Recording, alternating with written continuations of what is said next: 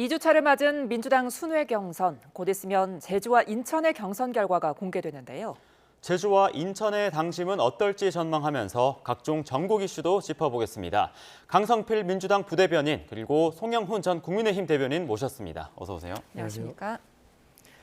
자, 민주당 순회 경선 지난주의 스코어가 불과 지금 0.99%포인트 차이였기 때문에 이번 주는 어떨지 지금 궁금해지는데 제주와 인천 경선 결과는 어떻게 전망하십니까? 일단 지난번 1라운드 충청도 같은 경우는 정청래 후보의 고향이잖아요. 예. 그래서 조금 메리트가 있지 않겠냐. 그리고 또 정청래 후보의 후원 회장이 이해찬 전 총리의 배우자시기 때문에 또 세종에서도 조금 메리트가 있지 않겠냐 이런 분석을 많이 했었습니다. 예. 근데 이번 2라운드 같은 경우는 제주도와 강원도는 특별한 이 포인트가 없더라고요. 그래서 사실 뭐 기본적인 5대5 구도는 갈 것 같아요. 다만 이번에 이제 대구와 경북 그리고 인천 이 세 개 지역에서는 포인트로 보실 게 어쨌든 친명 후보로 지목되고 있는 임미애 최고위원 후보가 대구 분이세요. 예. 그리고 이제 김부겸 후보 그 전 총리가 임미애 후보에 대해서 상당히 이제 지지를 해주고 계세요. 그렇기 때문에 임미애 후보가 TK에서 많은 지지를 받는다고 하면 아무래도 김민석 후보도 그 이득을 같이 볼 수 있지 않겠느냐라고 예상을 해볼 수가 있고요. 인천 같은 경우는 인천 시당위원장이 3파전으로 치러지고 있습니다. 근데 원외의 이성만 후보 그리고 현역인 허종식 의원과 정일용 후보가 3파전으로 지금 진행이 되고 있는데 사실 이성만 후보와 허정식 후보는 송영길 후보 사람으로 분류가 됐었어요. 근데 최근에 이성만 후보가 송영길이 아닌 정청래를 지지를 하게 되면서 세 명의 후보가 각각 다른 당대표 후보들을 지지하고 있어서 어떻게 될지 모르겠다. 하지만 기본적으로 송영길 후보의 홈코트이기 때문에 인천에서는 김민석 후보가 조금 약세, 박빙 열세를 보이지 않겠냐 그렇게 예상을 하고 있습니다. 그런데 결과적으로 이번 2라운드는 사실 당대표 후보들은 박빙 열세, 박빙 우세이기 때문에 그렇게 크게 차이는 나지 않을 걸로 예상이 돼요. 그런데 오히려 최고위원 후보들이 어떤 결과를 가져오느냐. 그러니까 최민희 후보 같은 경우가 지난 한 주 동안 뭐 악수라든지 박지라든지 여러 가지 논란이 좀 있었어요. 그런데 이 최민희 후보가 과연 1위를 계속해서 최고위원 후보 중에서 지킬 수 있을지 이게 오히려 관건인 것 같습니다. 네, 오늘 또 지역 중에 인천 지역 아까 말씀도 잘 주셨는데 인천 지역이 주목이 됩니다. 인천에서 6선을 지내고 또 인천시장까지 역임한 송영길 후보 있는데 인천 경선을 반등의 계기로 또 보고 있다고 하는데 송 후보가 연고지에서 얼마나 득표하느냐가 2주차 순회 경선 변수가 될까요, 혹시? 일단 지금까지의 누적 득표율보다는 송영길 후보가 안방이라고 할 수 있는 인천에서 선전할 것으로 예상은 됩니다. 그러나 민주당 전당대회 본질적인 변수가 되긴 어려울 것으로 생각이 돼요. 일단 송영길 후보의 현재까지 누적 득표율은 9.97% 한 자릿수입니다. 그런데 말씀하신 것처럼 인천의 정치적 연고가 확고하기 때문에 오늘 제주 인천 지역 경선 결과에서는 아무래도 좀 나은 결과가 나오겠죠. 그런데 지금 민주당 전당대회를 관통하는 가장 큰 룰은 선호투표제입니다. 결국에는 3위 후보가 1, 2위 중에 단독 과반수 득표자가 나오지 않으면은 차순위 선호투표 결과를 개봉을 해서 그걸 통해서 1위 후보, 2위 후보에게 표를 합산을 하고 최종적으로 당선자를 정하는 그런 룰이지 않습니까? 그러면은 송영길 후보는 어차피 선호투표제가 있기 때문에 당연히 완주를 할 거예요. 그리고 본인의 표가 늘어나더라도 현재는 당선권과 상당한 거리가 있기 때문에 결국 2순위 표가 누구에게 가느냐가 변수가 될 것이고 그런데 그것이 대체적인 중로는 김민석 후보와 더 정치적 결이 가깝다. 즉 현재 친명 후보가 2명이다라고 하는 분석이 지배적이기 때문에 결국은 송영길 후보가 표면적으로 얼마를 득표하든 최종적으로 그 선호투표가 개표되는 상황에서는 김민석 후보에게 조금 유리하게 되지 않겠느냐. 그러면은 그것은 어느 정도는 예상된 결과이기 때문에 본질적인 변수는 아니지 않겠는가 하는 생각을 해보게 됩니다. 예. 그러니까 과반 득표자가 나와야지 이제 선거가 조금 심플해지게 되는데 어떻게 전망하세요? 아무래도 저는 1라운드 그러니까 첫 번째에서 1위를 달리는 후보는 무조건 나오겠죠. 예. 근데 한 명이 과반 이상을 넘기는 조금 어렵지 않을까. 그렇기 때문에 호남 선거를 한번 지켜봐야 될 필요는 있습니다. 그러니까 만약에 호남에서 김민석 후보가 정청래 후보와 비교했을 때 월등하게 많이 표를 가져간다고 하면 서울에서도 한번 노려볼 수는 있겠죠. 그런데 전체적으로 이게 분석을 해보면 예. 아무래도 김민석 후보가 조금 농촌, 오촌 이런 지역에서 좀 강세고요. 그다음에 도심 지역에서는 정청래 후보가 좀 강세를 보이는 게 있어요. 그렇기 때문에 정청래 후보로서는 도심 지역인 이 서울과 경기 지역에서 승부수를 보려고 할 것이고 김민석 후보 같은 경우는 아무래도 농촌과 오촌이 많이 있는 전남 지역에서 아무래도 승부수를 보려고 할 것이다. 그래서 아무래도 한 명이 과반을 1차전에 넘기는 좀 어렵지 않겠냐. 그렇게 예상됩니다. 예, 오늘 오시기 직전에 당대표 후보 연설 혹시 다 보셨는지 모르겠는데, 네, 정청래 후보가 또 마찬가지로 신천지 의혹, 그리고 2002년 대선에서 노무현 전 대통령 배신론 이렇게 언급하면서 김민석 후보를 또 직격을 했고요. 반면에 김민석 후보는 정청래 후보에 관한 언급은 별로 없었던 것 같습니다. 혹시 연설 어떻게 보셨습니까, 부대표님?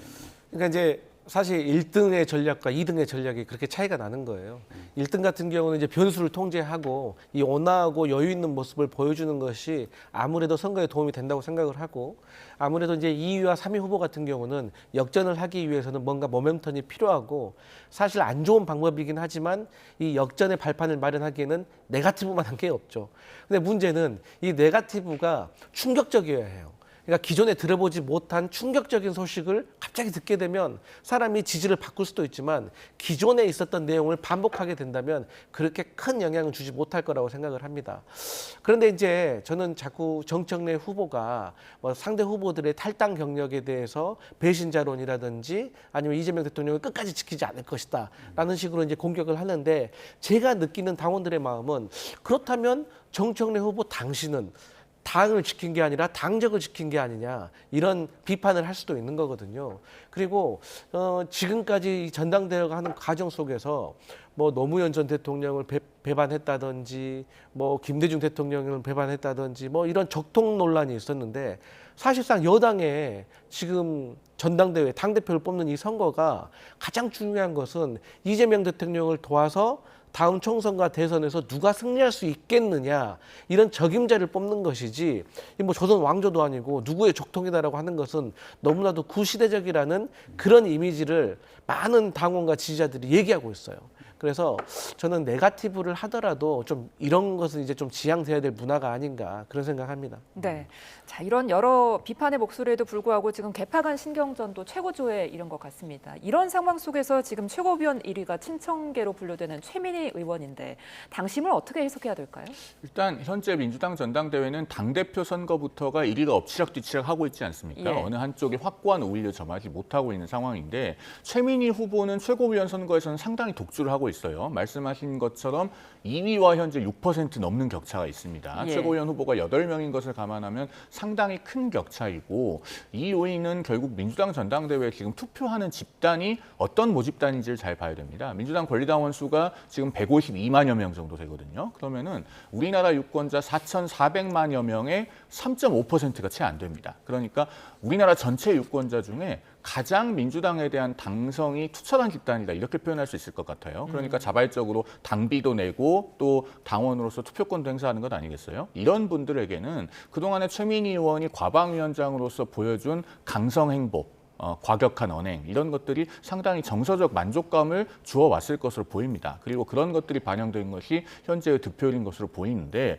두 가지를 짚어봐야 되겠죠. 첫째, 만약에 민주당에서 당대표가 대통령과 의중이 합치된다고 평가되는 김민석 전 총리가 당선되는 경우 그 경우에 최민희 수석 최고위원 그리고 김민석 당대표가 공존하는 상황에서 과거 2015년 새정치민주연합에서 문재인 당대표 그리고 비문계의 주승용 수석 최고위원 이런 체제에서 굉장히 공개적인 파열음이 있었는데 그런 상황이 재현되지 않을까 하는 것이고 두 번째는 최민희 의원이 민주당 수석 최고위원으로 있을 때 여당의 이미지가 대외적으로 어떻게 했는가 하는 것입니다. 이번 전당대회 과정에서도 1급 시각장애인인 그 서미화 후보를 악수 패싱해서 굉장히 논란이 있지 않았습니까? 이런 부분 부분은 어떻게 보면 이제 인격 논란까지도 제기될 수 있는 부분인데 당 지도부에서 상당히 중추적인 위치를 차지하게 되는 수석 최고위원이 된다면 야당으로서는 상당히 반가운 일이겠지만 그런 태도가 당 지도부의 일원으로서 재현될 때 우리 정치 발전에 도움이 되겠는가 이건 또 별개의 문제라는 생각을 해보게 됩니다. 네, 지금 그래픽 잘 보고 계신데요. 충청권과 불경, 경선 누적 결과 1위가 지금 최민희 후보가 있고 5위권 안에 보시면 친명계가 3명 그리고 친청계가 2명 이렇게 나와 있습니다. 그리고 여기는 보이지 않지만 6위에 이성윤 후보가 있는데 5위인 김용 후보와 1.07%포인트 차이밖에 나지 않는다고 합니다. 뒤집힐 가능성이 있다고 보시나요, 부대표님? 사실 지금 민주당의 전당대회를 1라운드, 2라운드, 3라운드로 보고 있는데 3라운드가 전남, 전북, 광주 그리고 인천, 서울이에요. 경기도 서울이거든요. 근데 이제 3라운드에 사실 70%의 당원의 어떤 중지가 모아지는 자, 거예요. 죄송합니다. 잠시만요.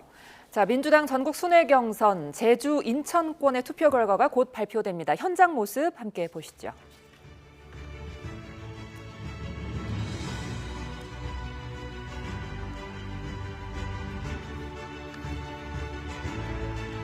소병훈 민주당 선관위원장이 지금 발표를 준비하고 있는 것으로 보입니다. 네, 잠시 잠시만 뒤면 기다려주시기 바랍니다. 제주와 인천 권리당원 투표 결과가 발표될 예정인데요. 네, 민주당 지금 오고 지난 계십니다. 4일에서 5일 중앙당 온라인 투표, 선거관리위원이신 6일에서 7일은 김준환 ARS 투표를 국회의원님이십니다. 각각 여러분 큰 박수로 진행했습니다. 맞이해 주십시오. 네, 지금 이 개표 결과가 든 서류가 전달이 된 것으로 보입니다. 지금 막 발표를 앞두고 있습니다. 잠깐 지켜보겠습니다.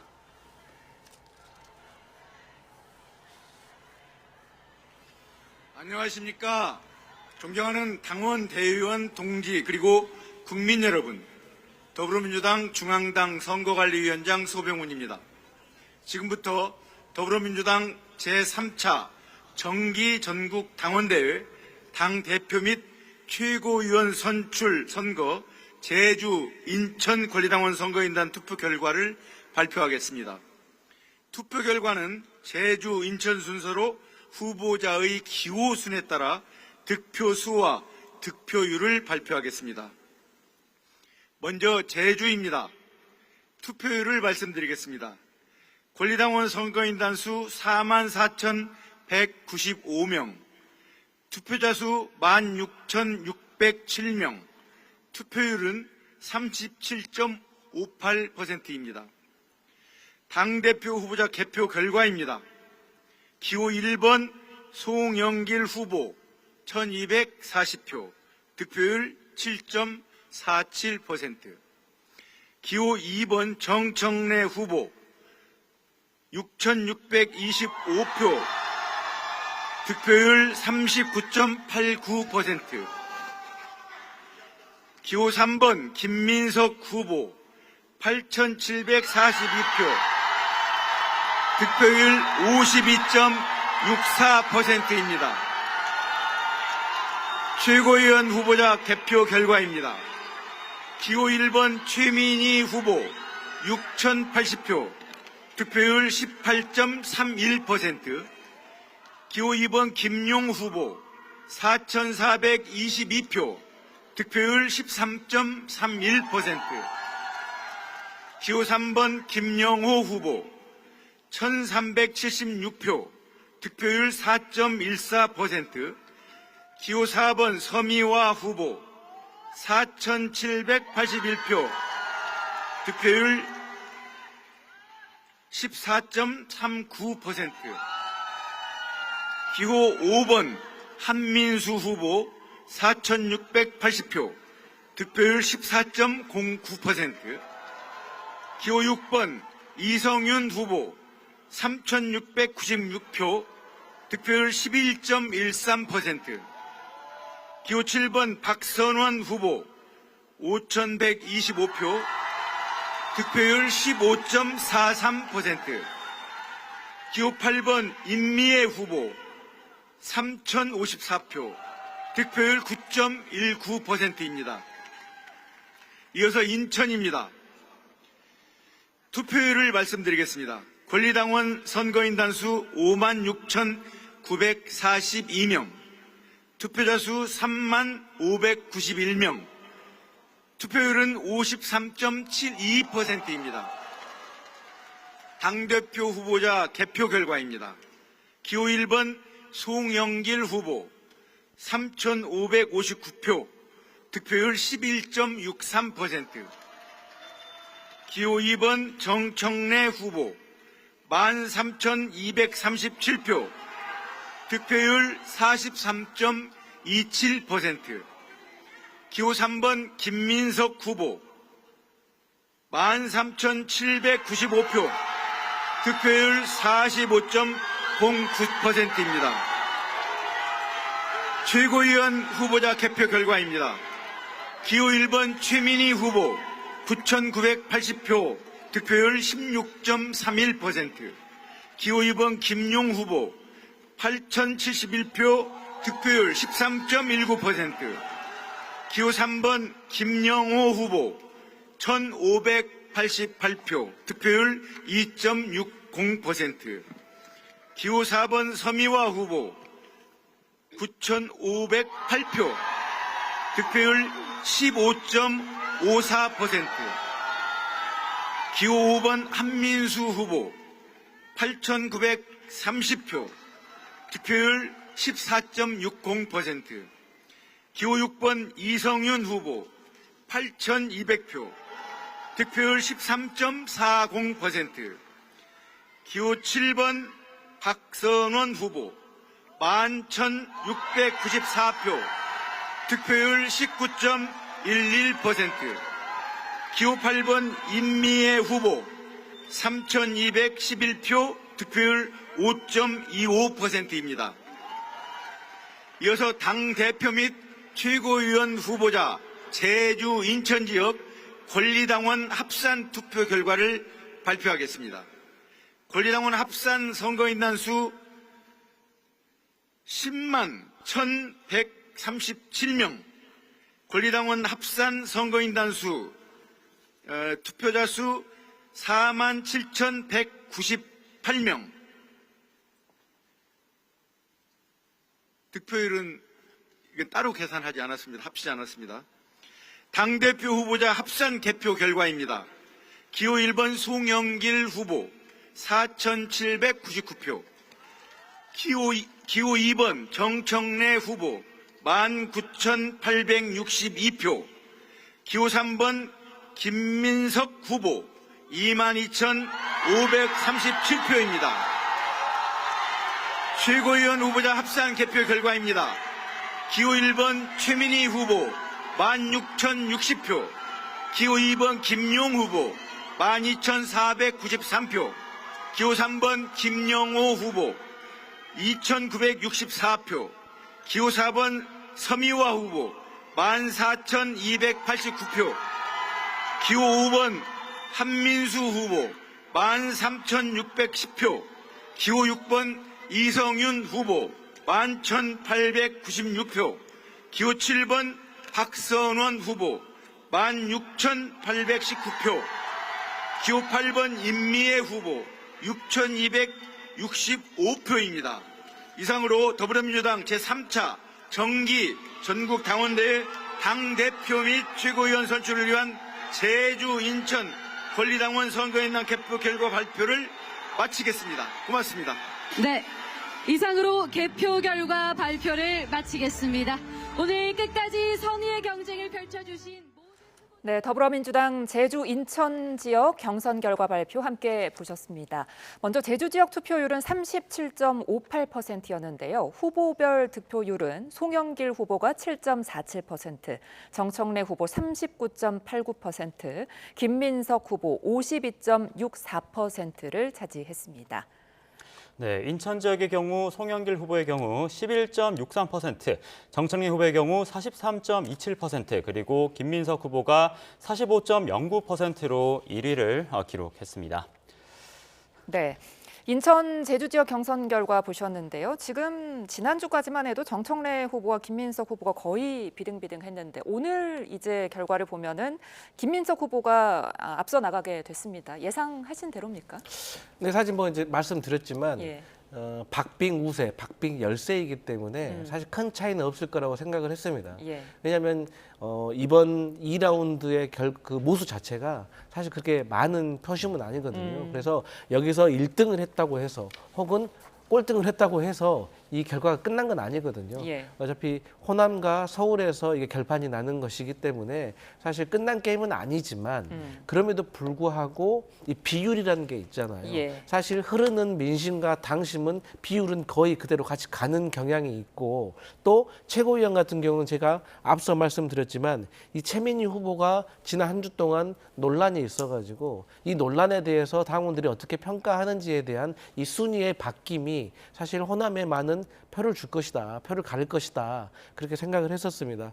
그래서 보니까 제주에서는 그래도 김민석 후보가 좀 많이 정청래 후보와 비교했을 때 앞섰고 예. 인천 같은 경우는 뭐 거의 박빙의 승부였다. 그런데 말씀드렸지만 인천 같은 경우는 송영길 후보가 많이 우세할 수 있는 그런 지역이잖아요.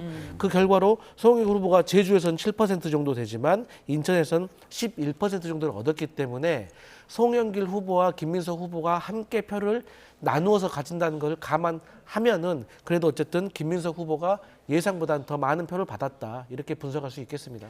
네, 합산 결과도 같이 한번 전해드리면 송영길 후보의 경우 4,700여 표, 그리고 정청래 후보는 19,000여 표가 기록이 됐고요. 김민석 후보의 경우 22,000여 표로 기록이 됐습니다. 네, 근데 이 중에서 특히 조금 눈에 띄었던 게 최고위원 후보 투표율인데 박선원 최고위원 후보의 합산 수치가 16,819표인 반면 최민희 후보가 16,060표를 이렇게 득표를 한 걸로 확인됐습니다. 혹시 이 수치 어떻게 보셨습니까, 고 대표님? 그러니까 저는 최민희 후보에 대해서 많은 분석하시는 평론가들이 아마도 어쨌든 부정적인 영향이 좀 있을 것 같다. 그래서 어떤 분들은 심하게 뭐 5위 밖으로 밀려날 수도 있다. 하지만 또 어떤 분들은 수석 최고위원 하기는 좀 어렵지 않겠느냐 여러 가지 분석들이 있었는데 다시 말씀드리지만 제주, 인천 그리고 대구, 경북의 이 당원 이 숫자 자체가 그렇게 압도적으로 많지는 않기 때문에 이 앞으로의 또 결과를 보는 것이 중요하지만 어쨌든 당원들의 마음 속에서는 논란에 대한 조금 안 좋은 영향은 있었던 것 같다. 그리고 이제 주의 깊게 봐야 될 것이 그렇다면 친명 후보 5명 중에 몇 명이 최고위원 5위 안에 들어갈 것인가?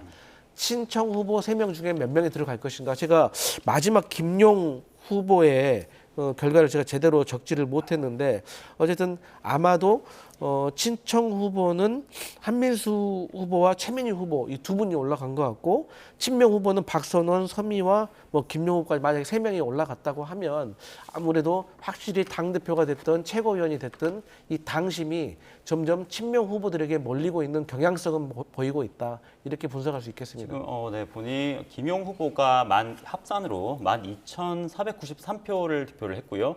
이성윤 후보가 11,896표를 득표한 거로 네. 집계가 된 그러면 걸로 친명 후보가 3명, 친청 예. 후보가 2명 올라갔네요.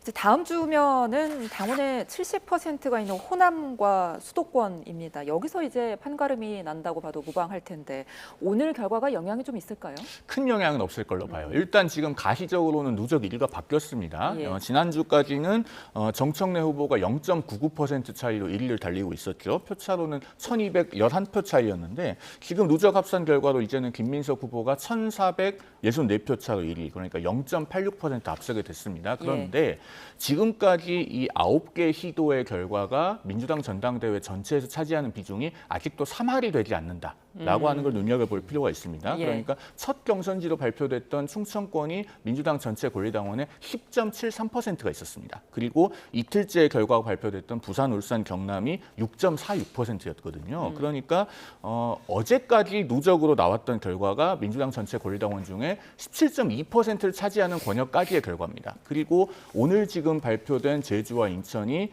6.56%. 그러니까 이 내용들을 전부 다 합해도 23.8% 정도 되는 거예요. 그리고 내일 결과가 발표되는 강원, 대구, 경북이 5% 남짓되기 때문에 내일 결과까지 나와도 민주당 전체 경선의 28%가량, 그러니까 3할 정도밖에 열지 않은 겁니다. 예. 그런데 호남 지역 권리당원이 민주당 전체 권리당원의 한 33.1% 정도 된다고 알려지고 있지 않습니까? 결국은 호남에서 판세가 가려질 것으로 보이고 지금 김민석 정청래 김민석 이 두 후보 간의 1000여 표 차는 정말 너무나 근소한 차이이기 때문에 예. 이것으로서 현재 어떤 추세를 예단하기는 좀 어려워 보입니다. 네, 말씀 주신 대로 내일은 또 강원, 대구, 경북 지역 순회 경선이 이루어지는데 부대변인님께 보시기에는 다음 내일 지역 좀 전망은 어떠십니까? 그러니까 내일 같은 경우는 제가 말씀드렸듯이 경북이기 때문에 아무래도 인미의 후보가 어느 정도 선전을 할 수 있겠느냐가 중요한 것 같아요. 제가 거듭 말씀드리지만 인미의 후보가 최근에 이제 연설 같은 경우도 되게 호소력이 있었고 최근에 지방선거 그러니까 대구시장 선거에서 낙선한 김부겸 후보에 대한 당원들의 전체적인 미안함과 안타까움이 큰 상태에서 김부겸 후보가 인미의 후보를 많이 지지하고 있기 때문에 저는 아무래도 대구와 경북에서도 아무래도 이 친명 후보들의 선전이 좀 앞서 나갈지 않을까라고 봅니다.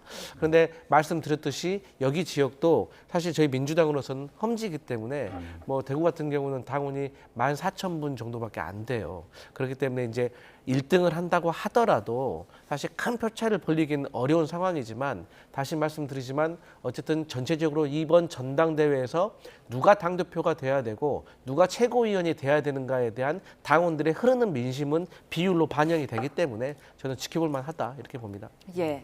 자, 그렇지 않아도 지금 전당대회 신경전이 만만치 않은 상황인데 어떻게 보면은 이제 70%의 표를 남겨놓고 있는 상황에서 좀 더 격화하지 않을까 싶습니다.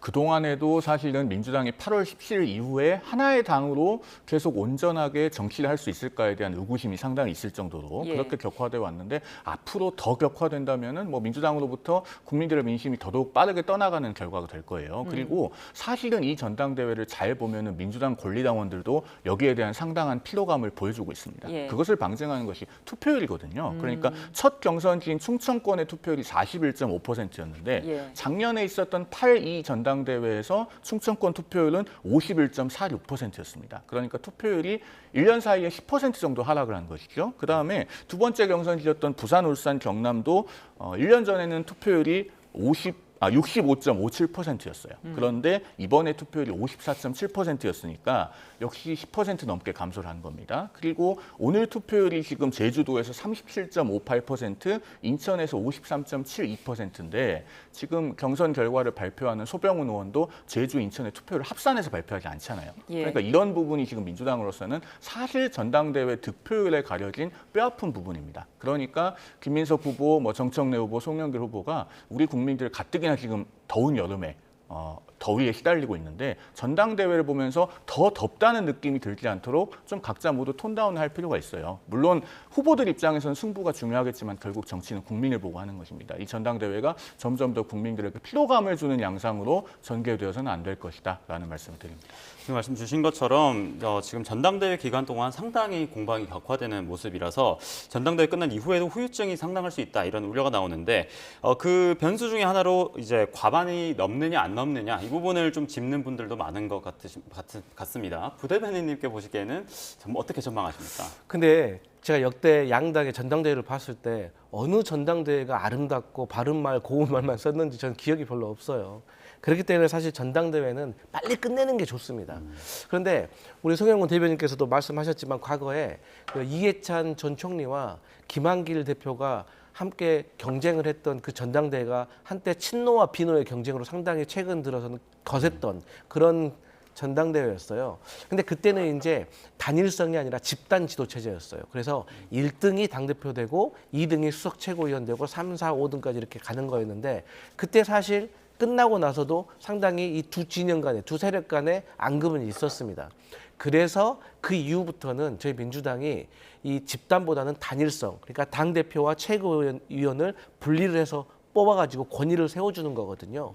그런데 아무래도 이제 분석을 좀 해보면 막상 지금은 치열하게 친명과 친청이 경쟁을 하고 있지만 사실 당대표가 선출이 되고 나면 또 그 당대표가 상대 후보 진영에 대해서 탕평 인사, 뭐 사무총장이나 아니면 뭐 대변인이나 이런 당직에 대해서 탕평 인사를 치르고 나면 당분간은 큰 문제는 없을 겁니다. 그리고 그렇게 만들기 위해서 최고위원회 구성 자체를 총 9명인데 5명은 선출을 하지만 당대표가 2명의 지명직 최고위원을 임명을 할 수가 있잖아요. 그래서 수적으로 상대 진영들이 누가 된다고 하더라도 열세이기 때문에 최고위원회에서 갈등이 표출되기는 어려운 구조다.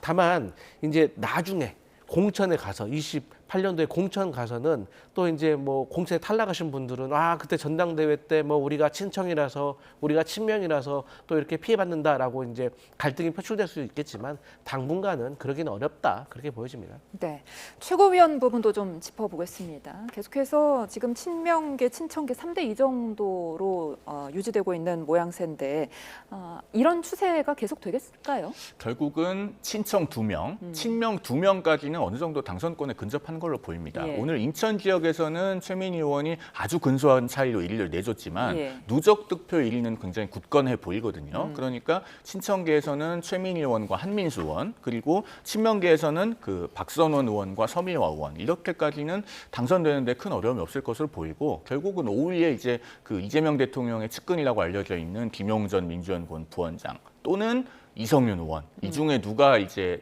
지도부에 진입하느냐인데 오늘도 보면은 차이가 크지 않아요. 예. 그 제주와 인천 두 지역의 득표를 합산을 해봐도 김용 후보와 이성윤 후보 간의 득표 차이가 한 600여 표 정도밖에 안 되기 때문에 그러면은 여전히 많은 권리당원이 남아있는 호남과 수도권에서 결판이 날 것인데 관건은 이 부분입니다. 최민희 의원이 굉장히 여유 있는 1위를 달리고 있기 때문에 친청계에서는 그러면 최민희 의원을 위해서는 별도로 선거운동을 해줄 필요가 없고 한민수 의원과 이성윤 의원에게 표를 몰아주자라는 전략이 나올 수 있어요. 예. 그렇게 됐을 때는 이성윤 의원이 현재 누적 6위라고는 하지만 상당히 큰 탄력을 받을 수 있기 때문에 과연 김용전 부원장이 지도부에 진입할 수 있을 것인가 이 부분은 상당히 큰 물음표로 남아있다는 생각을 해보게 됩니다. 네, 이제 민주당 전당대회 소식은 여기까지 알아보고 다음번 정부 세제 개편안 소식 두고 좀 살펴보겠습니다. 어제 비거주 1주택자에 대한 세 부담을 강화했던 세제 개편안 발표 나흘 만에 부동산 점검 회의가 열렸습니다. 6시간 동안 열렸는데 이 자리에서 이 대통령이 장관들에게 과감히 생각하고 실천하라 이렇게 당부를 했는데 혹시 어떻게 보셨습니까? 뭐 대통령으로서는 사실 답답한 마음을 이제 주문한 거라고 저는 보여져요. 근데 이제 공급 같은 경우는 사실 이번 정부에서 평가받기에는 지금 아직 이르죠. 왜냐하면 우리가 빌라 하나를 짓더라도 뭐 2, 3년 걸리는 거 아니겠습니까? 그리고 역대 정부가 공급 정책을 많이 발표해 왔기 때문에 결국에는 신도시라든지 아니면 그린벨트를 푼다든지 그 외에는 사실 상상력을 발휘해야 될 필요가 있어요. 그게 이제 뭐냐면 저희 민주당 정부 이재명 대통령은 공약으로 국회와 청와대를 내 임기 내에 세종으로 보내겠다라고 했어요. 근데 여기에 더해가지고 사실 뭐 서초동의 법원이라든지 그리고 좋은 고등학교, 좋은 대학교까지 우리가 다 분산을 시켜야 한다. 뭐 알고 보면 강남에 좋은 고등학교도 다 강북에서 넘어온 거 아니겠습니까? 이 정도의 획기적인 어떤 정책을 보여줬을 때 부동산은 심리전이기 때문에 이 정부가 이번 정부 안에 임기 내에 착공이라도 이렇게 대규모로 하는가 보다라는 심리전에서 저희가 승리할 수 있다고 생각을 하기 때문에 저는 기존에 뻔히 나와 있는 그런 공급 대책 말고 뭔가 획기적이고 그러면서도 현실성이 있는 그런 대책, 공급 대책을 사실 공무원들에게 주문한 거다. 근데 사실 제가 지금까지 뭐 정치권에 있으면서 공급하지 말자고 한 사람 한 번도 본 적이 없거든요. 그렇기 때문에 저는 무엇보다 현실적이고 과감한 그런 정책이 필요할 것 같다. 그렇게 보여집니다. 네, 그렇다면 그 정말로 획기적인 공급 대책이 나올 수 있을 것이냐 이 부분이 궁금해지거든요. 일단 과감하게 생각을 바꿔야 할 사람은 이재명 대통령 본인입니다. 지난번 그 부동산 대토론회에서 재건축 재개발의 공급 효과가 의문시된다는 취지의 발언을 하지 않았습니까? 예. 그런데 실제로는 재건축 재개발의 공급 효과가 큽니다. 대표적으로 서울 강동구에 있는 올림픽파크 포레온, 과거 둔천 주공아파트를 재건축해서 세대수가 2배가 늘어났습니다. 그리고 송파구에 있는 헬리오시티 같은 경우에 과거 가락시형 아파트를 재건축해서 역시 세대수가 44% 정도 늘어났습니다. 경험적으로 보면은 재건축은 한 30% 정도, 그리고 재개발도 한 10%에서 15% 정도로는 세대 순증가 효과가 있어요. 그러면은 대통령 본인부터가 공급은 민간 공급이 주도적으로 이루어져야 하고 그 민간 공급의 핵심은 재건축 재개발이다라고 하는 사실을 겸허하게 인정해야 됩니다. 그렇게 하지 않고 공공 주도로만 공급을 하려고 할 때 잘 안 된다는 걸 우리가 보고 있습니다. 자, 다음 주에 무슨 공급 대책을 내놓는다고 하는데 그게 어차피 올해 상반기 129 부동산 대책의 재판일 겁니다. 그런데 그 129 부동산 대책은 사실 거슬러 올라가면 2020년 문재인 정부에서 나온 84 부동산 대책을 연장선상 사실상 재탕이거든요. 왜 그렇게 말씀드리냐면 그 129 부동산 대책 중에서 서울 공급 물량이 32,000가구라고 해요. 그중에서 공공부지에 활용한 공급이 28,600가구나 계획이 잡혀 있습니다. 예. 그 28,600가구 중에 3분의 2가 넘는 19,300가구가 문재인 정부 때 2020년 84 부동산 대책 때 이미 나온 거예요. 그러면 지금 만으로 6년이 지났는데 첫 삽을 못 뜨고 있습니다. 대표적으로 129 부동산 대책의 맹점을 하나 짚자면 과천입니다. 과천의 경마장을 이전해서 그 자리에 방첩사 부지까지 묶어서 아파트를 짓겠다는 거잖아요. 그런데 과천에 있는 경마장은 어디로 갑니까? 그 경마장 가는 길 아무도 모릅니다. 문성근 씨에게 물어봐야 됩니까? 그러니까 이런 공공주도 공급 대책이라고 하는 것이 한계가 있기 때문에 재건축 재개발에 대한 생각 자체를 이 대통령 본인이 과감하게 바꿔야 된다라는 말씀을 드립니다. 네, 관련해 이 소식도 주목받았습니다. 오세훈 서울시장이 정부가 용산공원 부지에 주택을 건설한다. 이 소식에 대해서 정면 비판을 했는데 부대변인님 어떻게 보셨습니까? 일단 정부가 이제 용산에다가 공급을 하기로 한 건 미군 기지인 거예요. 그래서 이 어린이 공원과 관련해 가지고는 사실 사회적인 합의라든가 좀 더 많은 세부적인 논의는 필요하다고 생각을 합니다. 근데 이제 저는 이런 의문이 있어요. 그 오세훈 서울시장이 뭐 나눠서 하긴 했지만 14년 정도 서울시장을 맡았습니다. 근데 서울에 공급이 잘 됐습니까? 그러니까 오세훈 서울시장이 지금 말하고 있는 재개발, 재건축에 대해서 승부수를 건다고 하는 거예요. 지금 국민의힘에서 지금 이재명 대통령은 재개발, 재건축에 대해서 부정적이다. 근데 이 재개발, 재건축에 대해서 이번 정부에서 하지 않겠다는 건 아닙니다. 다만 오세훈 서울시장이 주장한 것처럼 재개발, 재건축이 가장 우선순위에 놓고 이걸 위주로 해결할 수는 없다는 거예요. 당연히 재개발하고 재건축하게 되면 단 한 채라도 집이 늘긴 하겠죠. 하지만 이게 하는 절차라는 게 시간이 있는 것이고 또 그 과정 속에서 공공임대라든지 또 기부라든지 이런 문제들이 발생하게 되면 이 조합원들 사이에서도 이 건축비 부담이라든지 여러 가지 갈등이 생겨서 이게 결국에는 사업 인가가 난다고 하더라도 좀 늦어지는 경향이 있기 때문에 재개발과 재건축은 또 나름대로 시행을 하되 결국에는 새로운 신도시라든지 새로운 유부지를 통해 가지고 공급을 하는 것이 맞겠다라는 것이 정부의 대책이고 그럼에도 불구하고 저는 서울시장과 정부가 의견을 달리 해가지고는 서로에게 좋을 게 없기 때문에 무엇보다 국민에게 도움이 되는 방향으로 잘 협력해서 이 공급 대책을 마련해야 된다 그렇게 생각합니다. 네, 그 부동산을 두고 민주당에서는 오세훈 시장이 토지거래 허가제를 번복한 게 문제다 이렇게 지적을 하고 오 시정은 이재명 정부의 규제 때문이다 이렇게 비판하는데 누구 말이 맞는 겁니까? 민주당에서 오세훈 시장을 겨냥해서 이야기를 하는데 사실 서울의 착공 물량이 현 시점에 부족하다라는 것을 지적하려면은 그 원인을 정확하게 봐야 됩니다. 이건 어떤 것과 비슷하냐면 올해 초등학교 취학 아동 수가 줄어들면은 그 원인은 한 2, 3년 전에 있는 게 아니에요. 왜냐하면 한 9년, 10년 전에 결혼율이 어떻게 되는지 봐야 됩니다. 그때 예. 결혼을 적게 하고 아이를 적게 낳게 되었기 때문에 금년에 초등학교 입학 아동 수가 감소했겠죠. 마찬가지로 올해 착공되거나 공급되는 물량이 줄어들었다면 그 원인은 적어도 10년, 12년 전에 있어요. 자, 정원호 민주당 서울시장 후보가 이번 서울시장 선거 과정에서 재건축에 걸리는 기간을 10년으로 단축하겠다고 했습니다. 그러면은 평균적으로 10년보다 넘게 걸린다는 이야기예요. 자, 그런데 10년 전에 어떤 일이 있었냐? 박원순 시장 시절에 서울 곳곳에 정비구역들이 지정 해제됐습니다. 한 400곳 가까이 해제가 됐는데 그러면 그 당시에 정상적으로 진행이 되었다면 지금쯤에는 재건축 재개발 착공에 들어갔던 곳들이 그 가능성이 모두 닫힌 거예요. 그러면 그 책임을 아직 시정에 돌아온 지 5년 정도밖에 되지 않는 오세훈 시장에게 묻는 것은 현실과 맞지 않습니다. 그러니까 과거에 재건축 재개발을 배관시하면서 그 문을 닫은 책임에 대해서 겸허하게 반성을 하고 지금이라도 재건축 재개발이 빨리 되도록 해야 됩니다. 그러면서 서울 곳곳에서 양질의 주택이 조기에 공급될 것이라는 신호를 강력하게 줘야 돼요. 그러면은 부동산 매매 시장에 대기 수요가 성급하게 들어오지도 않게 됩니다. 이런 부분에 대해서는 정말 여야가 정파를 가리지 않고 오로지 서울 시민만 보고 정치를 해야 된다라는 말씀을 좀 드리지 않을 수가 없습니다. 근데 이제 이런 말씀을 드려야 될 것 같아요. 국민의힘에서는 이 부동산만 나오면 재개발만 나오면 박원순 서울시장이 그 지정을 해제해가지고 이 난리가 났다라고 하는데 사실 이 재개발 정비 사업의 과정은 한 6가지, 8가지로 우리가 요약을 할 수 있거든요. 근데 그 초기 단계가 추진위원회가 설립되는 거예요. 그때는 뭐 한 50% 이상 정도의 토지가 매입이 되면 추진위를 설립할 수가 있고 거기에서 뭐 80% 정도 이렇게 또 토지가 매입이 되면 이제 그때 조합이 설립되고 허가가 나고 착공에 들어가는 겁니다. 그런데 그때 당시에 공사비가 인상이 돼가지고 이 추진위 단계에서 이 주민들이 이거 해제해 주세요라고 박원순 서울시장에게 이게 요구를 한 거예요. 그래서 박원순 서울시장이 그러면 추진위 단계에서 30%가 반대를 한다면 내가 해제를 해주겠다라고 해제를 한 거지 마치 민주당과 박원순 시장이 우리는 재개발 재건축에 대해서 무조건 반대입니다라는 것은 아니다. 그리고 오세훈 서울시장이 토지를 해제해가지고 우리 일명 장삼 대청, 잠실 삼성 대치 청담에서 해제 직후 39일간에요. 거래량이 99건에서 353건으로 3.57배가 늘었습니다. 그리고 이 는 게 서울 전체 거래량에 당시 6.4배가 는 거예요. 그래가지고 이거 급하게 아파트가 폭증하니까 오세훈 서울시장 해제 처리한 거 아니겠습니까?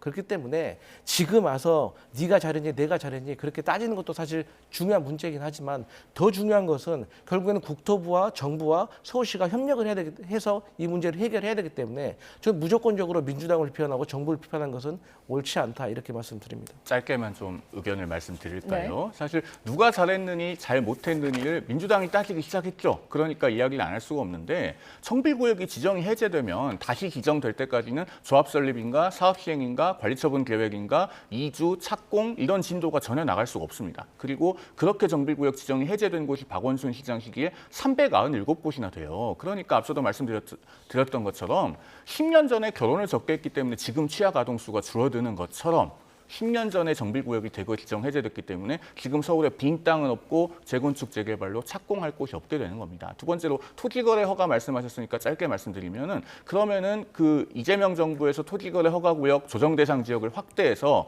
그 조정대상 지역 바로 바깥에 있는 동탄 구리 같은 곳에 풍선 효과가 발생한 것은 어떻게 책임질 겁니까? 정부에서도 그것에 대해서 일종의 오류를 인정을 해서 결국은 토지거래 허가구역을 확대한 것 아니겠습니까? 그런데 계속 그렇게 넓혀가다 보면요 풍선 효과는 그 밖으로 확대됩니다. 이제는 국민의 거주 이전의 자유를 그런 식으로 막아야 될 것인지에 대해서도 다시 한번 생각해 볼 때가 됐다라는 말씀을 드립니다. 짧게 말씀드렸는데 아니 오세훈 서울시장은 제가 말씀드렸잖아요.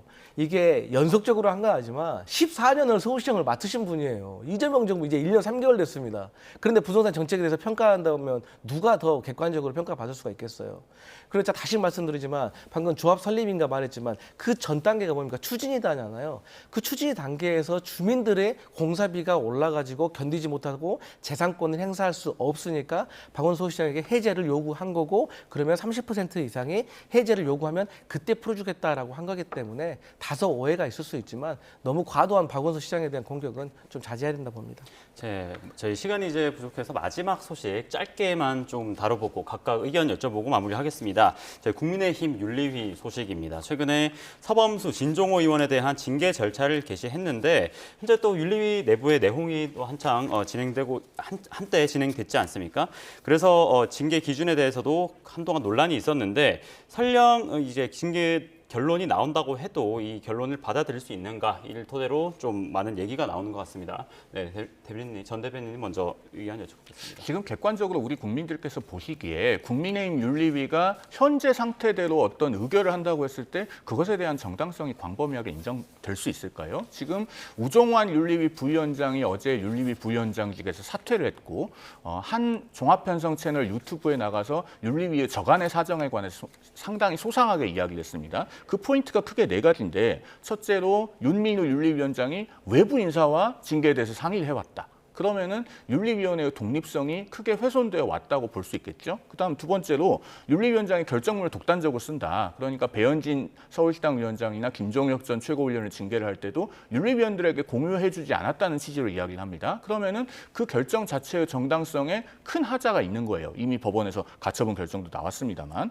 그다음 세 번째로 장동혁 대표와 같은 현재 당권을 가지고 있는 인사들에 대한 징계 청구권은 우종환 부위원장은 아예 받아보지도 못했다는 겁니다. 그러면은 징계 안건의 선정의 편향성이 있다고 볼 수가 있겠고 그다음 네 번째로 이렇게 문제 제기를 하는 우종환 윤리위원에 대해서 현재 당직을 맡고 있는 다른 윤리위원이 공개적으로 친한계라고 비판했다는 거예요. 그런데 한동훈 전 대표를 제명 결정한 분들이 친한계일 리가 있겠습니까? 이런 문제점들이 전부 다 노정이 됐기 때문에 징계 사유가 있고 없고를 떠나서 현 상태에서 징계라는 것은 국민들께서 보시기에 굉장히 자연스럽지 않을 겁니다. 그러면은 이른바 당권파라고 하는 분들이 현재의 상황에 대해서 객관적으로 인식을 해야 되고 무엇보다도 이 정도로 문제가 제기된 윤민호 윤리위원장은 저는 사퇴를 하는 것이 옳다라는 말씀을 드립니다. 알겠습니다. 저희가 시간 관계상 오늘은 여기까지 듣겠습니다. 지금까지 강성필 민주당 부대변인, 송영훈 전 국민의힘 대변인과 함께했습니다. 고맙습니다. 고맙습니다.